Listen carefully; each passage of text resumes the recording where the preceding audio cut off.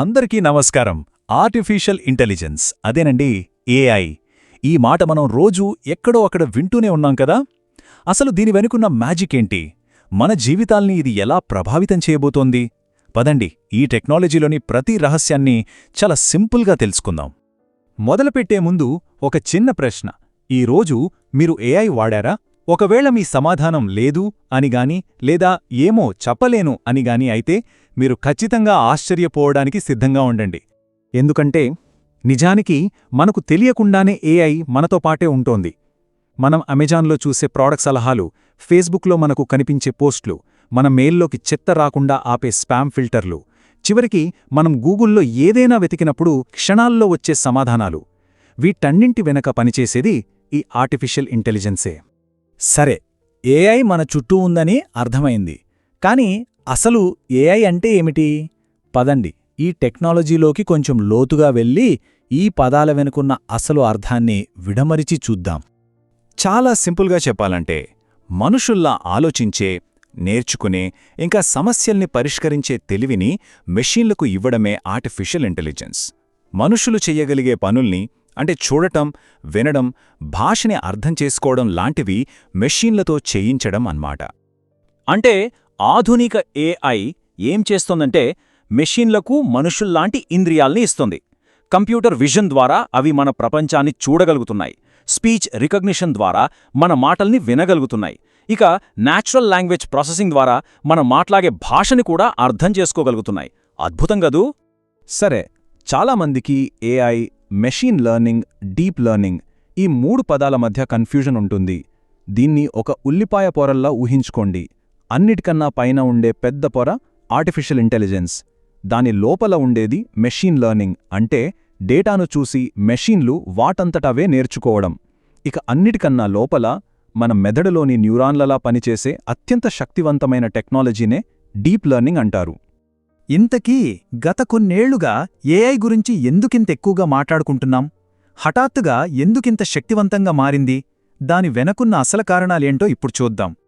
ప్రముఖ ఏఐ నిపుణుడు Andrew young చెప్పిన ఈ మాట చాలా పవర్ఫుల్. ఆర్టిఫిషియల్ ఇంటెలిజెన్స్ కొత్త విద్యుత్ లాంటిది. 100 ఏళ్ల క్రితం కరెంట్ ఎలాగైతే ప్రతి రంగాన్ని, మన జీవితాల్ని సమూలంగా మార్చేసిందో, ఇప్పుడు ఏఐ కూడా అదే స్థాయిలో ఒక ప్రాథమిక మార్పును తీసుకురాబోతుంది. ఇది కేవలం ఒక టూల్ మాత్రమే కాదు, ఒక కొత్త శకానికి నాంది పలుకుతోంది. ఈ ఏఐ విప్లవానికి ముఖ్యంగా 2 ఇంజిన్లున్నాయి. ఒకటి కంప్యూటింగ్ పవర్. ఇప్పటి కంప్యూటర్లు గతంలో మనం ఊహించలేనంత వేగంతో పనిచేస్తున్నాయి. రెండోది, ఇంకా ముఖ్యమైంది, డేటా. అవును, ఈ డిజిటల్ యుగంలో మనం ప్రతిరోజు సృష్టిస్తున్న ఈ అపారమైన డేటాయే ఏఐ నేర్చుకోవడానికి అవసరమైన ఇంధనంలా పనిచేస్తోందన్నమాట. ఒక ఆసక్తికరమైన విషయమేంటంటే, మన దగ్గర ఉన్న డేటాలో దాదాపు 85% అన్‌స్ట్రక్చర్డ్ డేటా, అంటే టెక్స్ట్, ఫోటోలు, వీడియోల రూపంలో ఉంటుంది. ఒకప్పుడు దీన్ని ప్రాసెస్ చేయడం చాలా కష్టం.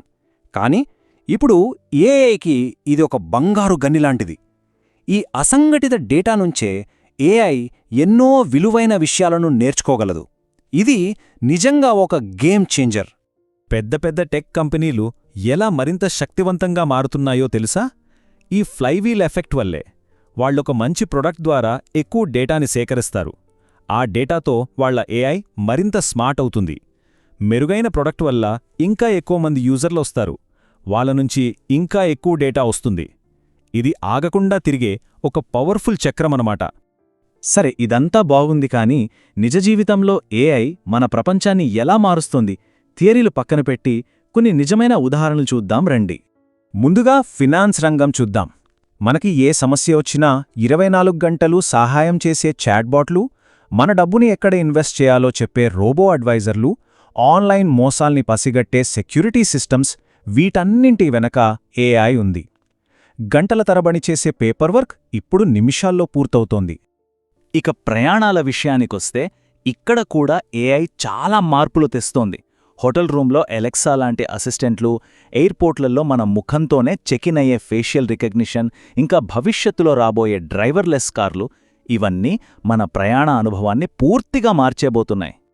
అయితే అన్నిటికన్నా ముఖ్యంగా వైద్య రంగంలో ఏఐ ప్రాణాల్ని కాపాడే ఒక శక్తిగా ఎదుగుతోంది.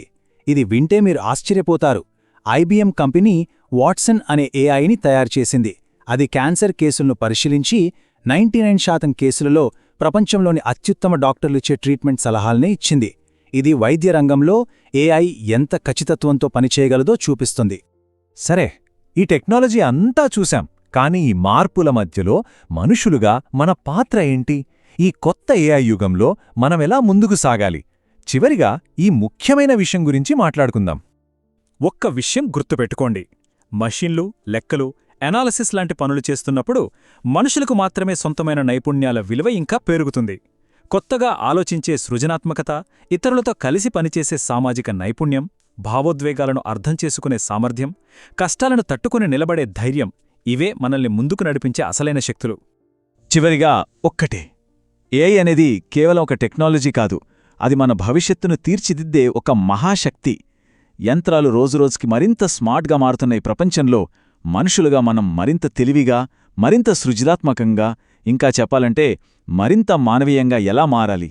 ఇదే మనందరి ముందున్న అసలైన సవాలు. Please do subscribe.